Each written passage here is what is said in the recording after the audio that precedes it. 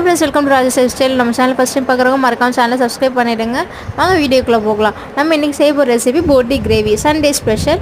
First வந்து ஒரு கடாயில் 4 டேபிள் ஸ்பூன் எண்ணெய், பட்டை, கிராம்பு, ஏலக்காய் இதெல்லாம் போட்டுட்டு 2 பெரிய சைஸ் வெங்காயம் கட் பண்ணி போட்டு 4 பெரிய சைஸ் தக்காளி கட் பண்ணி போட்டுட்டு நல்லா வதக்கி விட்டுட்டு 1 டேபிள் ஸ்பூன் இஞ்சி பேஸ்ட், 1 டேபிள் ஸ்பூன் பூண்டு பேஸ்ட் இதெல்லாம் போட்டுட்டு 2 பச்சை மிளகாய் உடச்சி போட்டு கருவேப்பிலை, தேவையான அளவு உப்பு, மஞ்சத்தூள், மிளகாய்த்தூள், ரெடி பண்ணி வச்சுருக்க க்ளீன் பண்ணி வச்சுருக்க போட்டியை அதில் ஆட் பண்ணிவிட்டு நல்லா கலரி விட்டுருங்க மசாலாவோட.